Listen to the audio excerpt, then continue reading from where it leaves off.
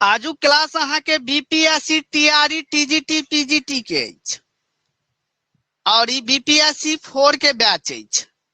BPSC 4.0 के बैच चल रहा अछि और आजुक जे अहाँ सबके क्लास अछि विद्यापति से अछि। विद्यापति रचना या कृति कह लियो, रचना या कृति कह लियो। फिलहाल विद्यापति के एखन जे छै व्यक्तित्व से हम चर्च नहीं करब, मात्र हुनक जे छै विद्यापति रचना से चर्च करब, जाय में दर्जनों से बेसी जे छै ई संस्कृत में रचना केने छथि। दर्जनों से बेसी संस्कृत में रचना केने छथि।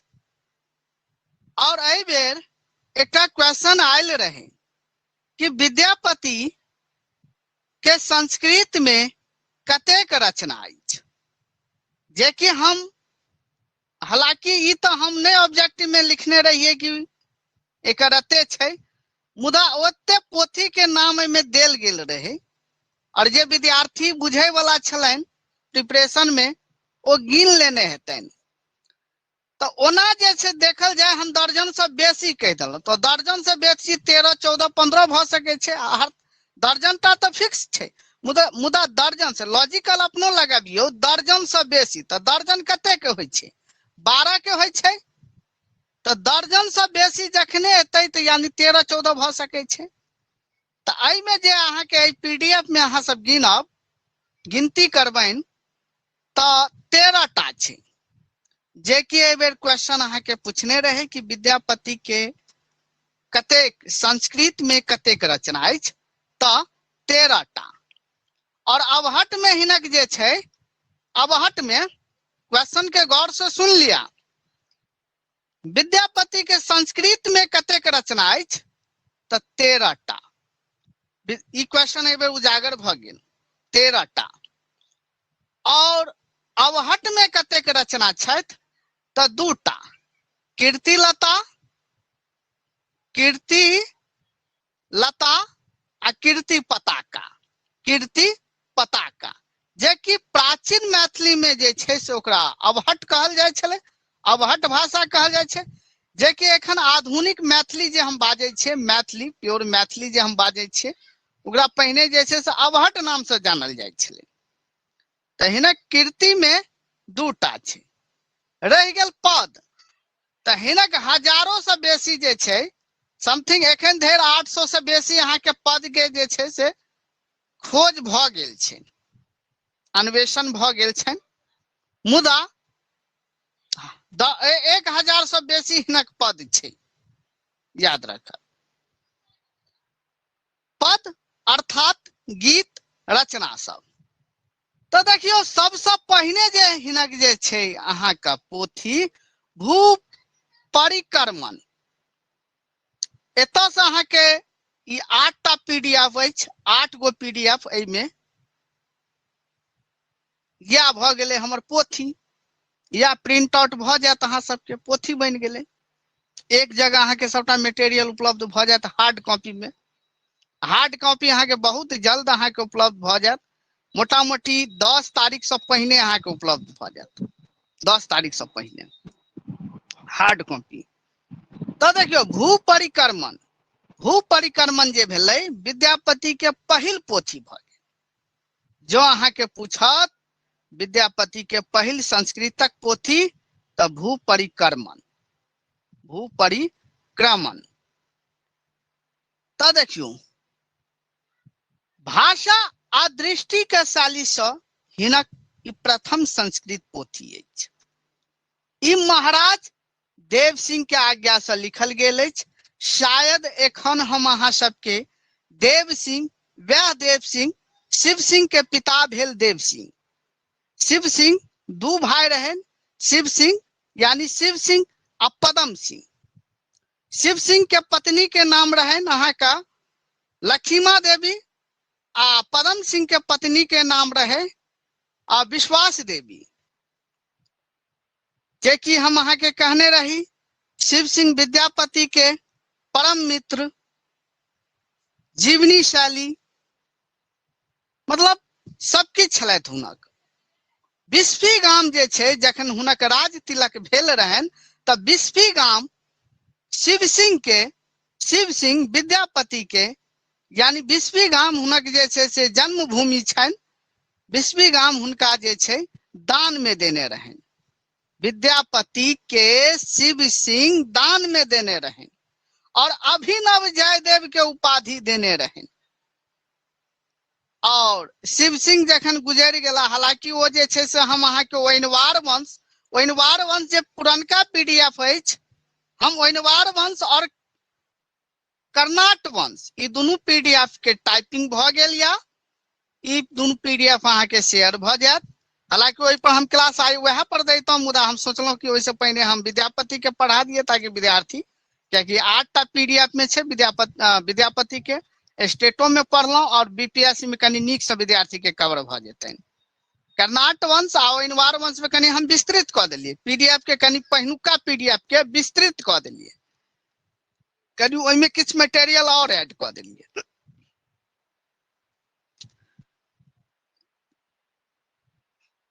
3 साल 9 महीना जे छै विद्यापति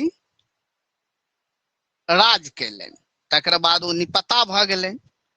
हालांकि वो कहानी हम अहाँ के बतायब जखन ओइनवार वंश अहाँ के पढ़ायब और प्रॉपर शिव सिंह आ विद्यापति पर कनी एकटा ई टॉपिके भ जाय छै, तो ओ टॉपिक कनी पैग में चलते। शिव सिंह कियाकि एहि बेर एकटा मतलब किछु बहुत टॉपिक जे छै से अहाँ के बीपीएससी 4 में अहाँ के भेटत, जेना शिव सिंह आ विद्यापति के एकटा टॉपिके बनि जाय छै, पूर्ण रूप से एकटा कहानी बनि जाय छै। ओतऽ से बहुत क्वेश्चन उठाबै छै कि शिव सिंह के जखन वृद्ध अवस्था एले विद्यापति के, तो शिव सिंह के सपना में देखलकनि, स्वप्न में देखलकनि, तो इहो क्वेश्चन पूछ ले छै कि कतेक बरख बाद शिव सिंह के निपत्ता भेला के कतेक बरख बाद जे छै से विद्यापति हुनका सपना में देखलकनि। आ यूजीसी नेट में क्वेश्चन सब पूछने छै, तो बीपीएससी कोनो बड़का चीज छै, भ सकै छै बीपीएससी में पूछ ले।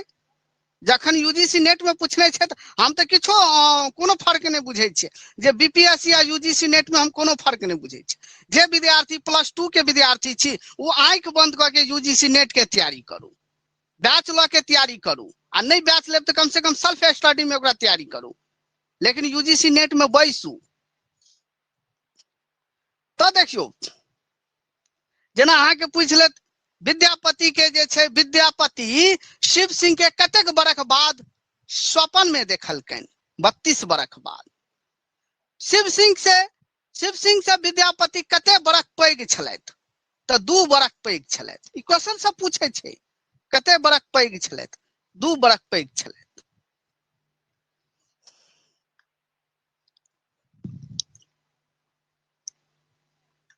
तो देखियो भाषा आ शैली के दृष्टि से हिनकी प्रथम संस्कृत पोथी पूछत। भाषा आ शैली के दृष्टि से विद्यापति के प्रथम पोथी कौन है, या विद्यापति के प्रथम संस्कृत पोथी कौन है, तो भू परिक्रमण।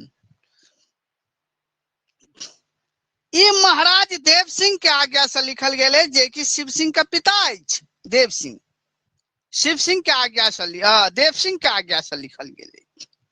और ये ऐतिहासिक आ भौगोलिक दोनों दृष्टि से महत्वपूर्ण पोथी है। ऐतिहासिक आ भौगोलिक दोनों दृष्टि से तात्पर्य भेल कि एखुनका वर्तमान में जे विषय देखल जाए, इतिहास और भौगोलिक मतलब भूगोल, दोनों दृष्टि से ये यहाँ का पोथी है। ऐसा विद्यापति के उत्तर भारत के वर्णन कल गेल छै। उत्तर भारत मिथिलांचल कोन भाग में पड़े छै, अहाँ के उत्तर भारत में पड़े छै।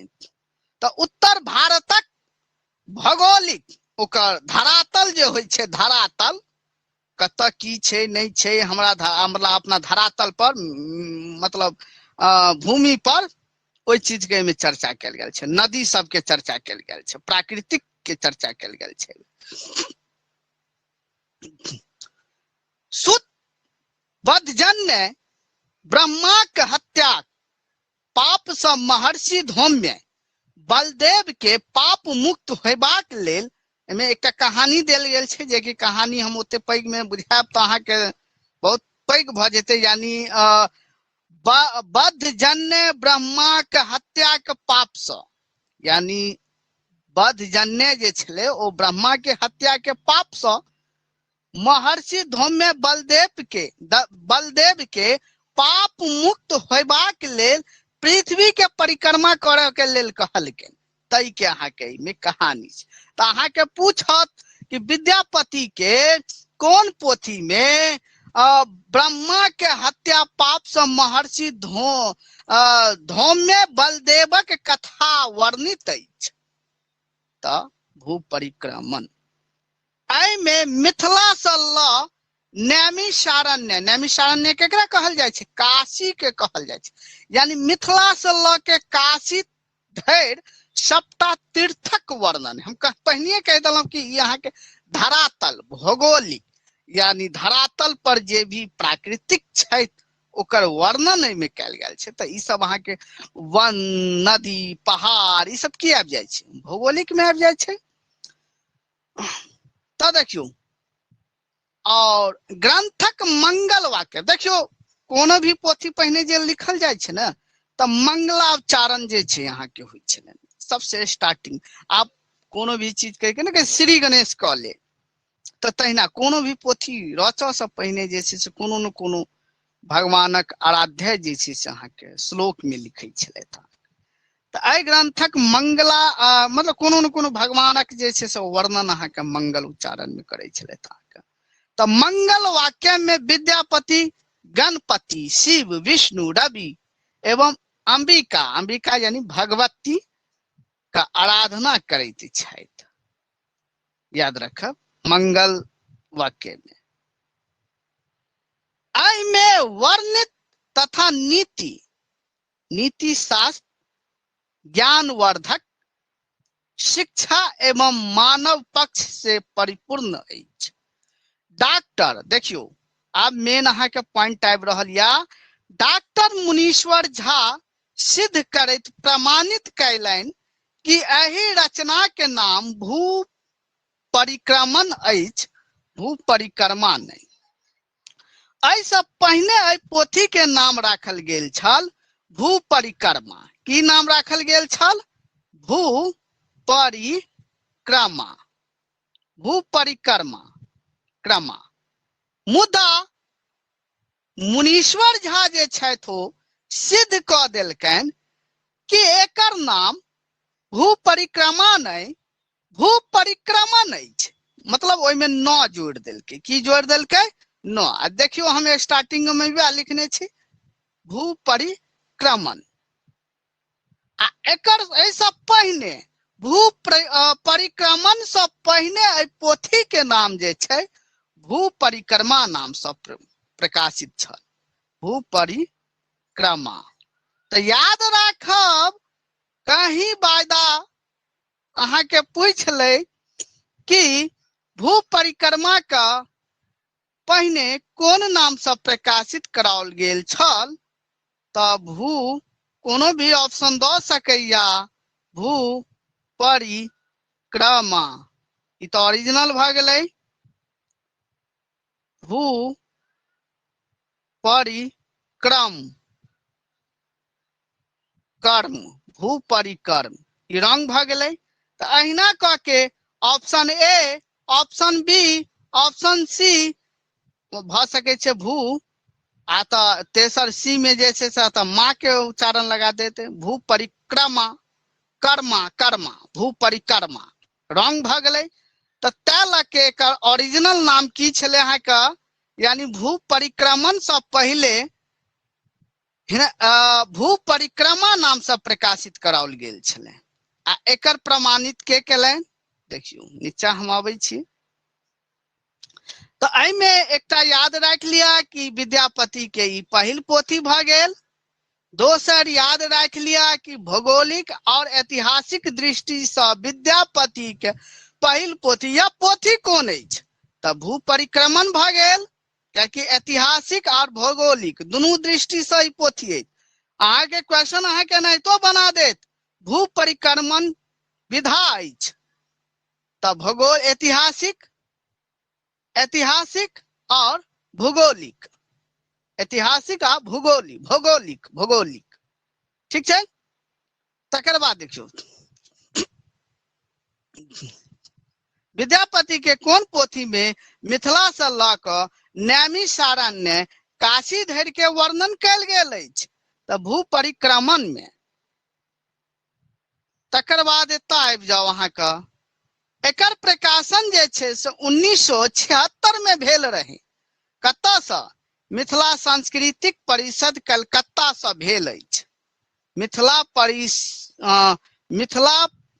मिथिला सांस्कृतिक परिषद कलकत्ता से, याद रखब कहिया प्रकाशित भेल? 1976 में। तकर बाद एकर देखियो मुनीश्वर झा सिद्ध करैत एकर प्रमाणित कैलनि कि एहि रचना के नाम भू परिक्रमण अछि, भू परिक्रमा नहीं। डॉक्टर मुनीश्वर झा एहि अनुसंधान से पूर्व ई ग्रंथ भू परिक्रमा नाम से प्रचलित छ।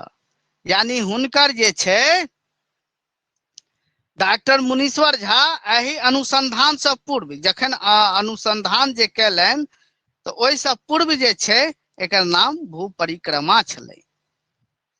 ई अहाँ के भ गेल। आब आबि जाओ ई अहाँ के मेन अछि पुरुष परीक्षा। पुरुष परीक्षा बीए आ एमए के सिलेबस अछि। बीए आ एमए के सिलेबस छै, एमए के सिलेबस छै।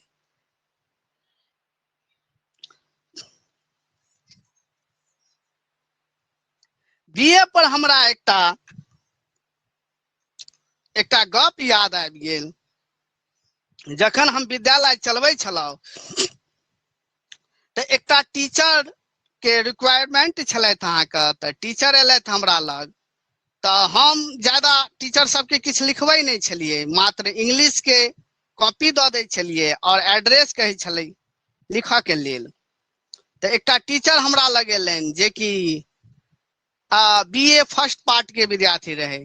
आई रियल घटना हम कहि रहल छी, जे कहबै सर अपना तरफ से कहै छै, नहीं हम विद्यालय चलबै छलहुँ अहाँके आ एखनो हमर विद्यालय चलैया, हमर अपन विद्यालय यऽ। तो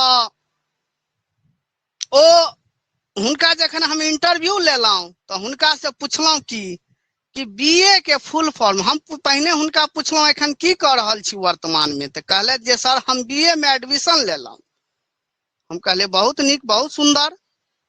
तो फैकल्टी की अछि ई सब पुछलहुँ, हालांकि जवाब तो नहीं देलथि। तखन हम हुनका से एकटा क्वेश्चन पुछलहुँ कि बीए के फुल फॉर्म की अछि? तो कहलथि जे सर हमरा नहीं जानकारी। हम कहलिए एना कोना, बीए के अहाँ के जानकारी नहीं है, अहाँ एडमिशन लऽ लेलहुँ? तो कहले सर हम तो एखन एडमिशन लेबे केलहुँ, एखन हमरा जानकारी नहीं है, अहाँ बता दिया। हम कहलहुँ चलू ठीक छै, हम बता दै छी अहाँके, हम तो बतेबे करब। तो अंतिम में जखन वो विदा हुआ लगलन तखन एकर अंतिम बेर हम जवाब देलिए। हुनकर मोबाइल नंबर सब हम नोट कर लेलिए। हम कहलिए ठीक छै, हम बता देब अहाँ के जे कि कोना आबे के छै कि नहीं आबे के छै। हाँ ओनाहितो हम कहलिए आबि के अपन अहाँ पढ़ा देबै, 1-2 दिन डेमो क्लास दऽ देबै। हम कहलिए बीए के मतलब भेल बुड़बक आदमी। कनी हुनका शर्मिंदा महसूस भेलै, लेकिन ओहो लाइफ में जब जब बीए हुनका मुंह पर एतन तो कहते कि हमरा क्यों नहीं क्यों किछु कहल। किया हम कहलिए बी से बुड़बक आ ए से आदमी, क्या कि हुनका बीए के फुल फॉर्म नहीं मालूम छलै तो की करतियै, लास्ट में तो हमरा बाजऽ पड़ल। तो चलू देखियो भऽ गेल पुरुष परीक्षा। तै लऽ कऽ छोट छोट चीज के जे छै बेसिक चीज, इंटरव्यूओ जे कोनो चीज में देबनि तो ओहिमे बेसिक चीज सब पूछल जाइ छै। पुरुष परीक्षा, पुरुष परीक्षा अहाँ के विद्यापति के सबसे चर्चित पोथी अछि। पुरुष परीक्षा नीति शास्त्र पोथी अछि आ ई 4 परिच्छेद में विभाजित अछि। क्या परिच्छेद में? 4 परिच्छेद में विभाजित अछि और एहि में 44टा पोथी अछि, कथा अछि। जो अहाँ के पूछत पुरुष परीक्षा में कते कथा अछि, 44टा कथा अछि। और बीए में दोनों के सिलेबस है प्लस स्टेट के सिलेबस से हो। बीए एमए प्लस स्टेट के सिलेबस है, तो स्वाभाविक है एतऽ से क्वेश्चन आवे के संभावना रहे छै, बीच से पूछे के ज्यादा उम्मीद रहे छै। पहिल परिच्छेद में जाय में अहाँ के पूछत कि पहिल परिच्छेद में कते कथा अछि, तो पहिल परिच्छेद में अहाँ के 8 टा कथा छै। नीति शास्त्र पोथी अर्थात ज्ञानवर्धक नैना बच्चा सबके लेल बहुत बढ़िया पोथी छै। अहाँ के ई राजा शिव सिंह के आज्ञा से लिखल गेल अछि। एहि में ई राजा शिव सिंह के आज्ञा से लिखल गेल अछि। एहि में एहि पोथी के पढ़ला से बहुत किछ में वर्णित छै और ई अहाँ के आज्ञा से लिखल गेल अछि। और नीति पूर्ण कथा सभक संग्रह थी, जाहि में पंचतंत्र और हितोपदेश परंपरा के संस्कृत कथा अछि, जेकरा जे छै से चंदा झा अनुवाद कैने छलाह। पहिल अनुवादकर्ता जे छै चंदा झा भेल और यहाँ के पहिल पोथी भेल। पहिल अनुवाद मैथिली साहित्यक पहिल अनुवाद पोथी भ गेल अहाँ के पुरुष परीक्षा, जे आन भाषा से अपन भाषा में अहाँ के जे छै से अनुवाद भेलनि। तो अहाँ के पूछत पुरुष परीक्षा के लेखक के छै, तो शिव सिंह। ई कतेक परिच्छेद में विभाजित अछि? 4 परिच्छेद में विभाजित अछि। तकर बाद देखियो प्रथम परिच्छेद में कते कथा अछि? 8 गोट कथा अछि। कोन कोन कथा अछि? दानवीर कथा,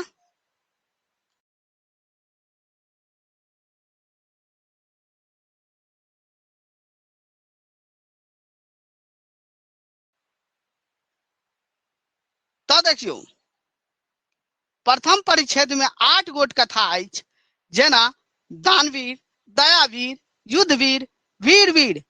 बस यह ट्रिक छै, वीरवीर याद राखू। वीरवीर जते आयत सबटा पहिल परिच्छेद में छै, पहिल परिच्छेद में छै। अलस कथा ई अहाँ सबके भिभियाई छै, जे कि अहाँ का अलस कथा वर्णित अछि। देखियो ओहिमे 8 टा कथा भ गेल। दानवीर, दयावीर, युद्धवीर, सत्यवीर, वीरवीर यानी 4 टा वीर वाला कथा जे छै जे पहिल परिच्छेद में अछि। और भीरू कथा, कृपन कथा, अलस कथा, ई सबटा जे छै कथा पढ़बे बहुत मजेदार छै। 4-5 टा कथा हमहूँ पढ़ने छै, बहुत नीक लागे छै।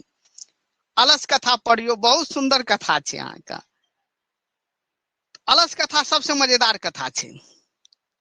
तो ई अहाँ के पूछत, कखनो कखनो अहाँ के दऽ देत कि सत्यवीर पुरुष परीक्षा के कोन परिच्छेद में? सत्यवीर पुरुष परीक्षा के कोन परिच्छेद में अछि? तो प्रथम परिच्छेद में। एकर जे डिवाइड जे कैल गेल छै 4 परिच्छेद, ओकरा परिच्छेद कहल जाइ छै। यानी पाठ जे छै से अलग अलग ओकरा जे छै 4 परिच्छेद में विभाजित कैल गेल छै।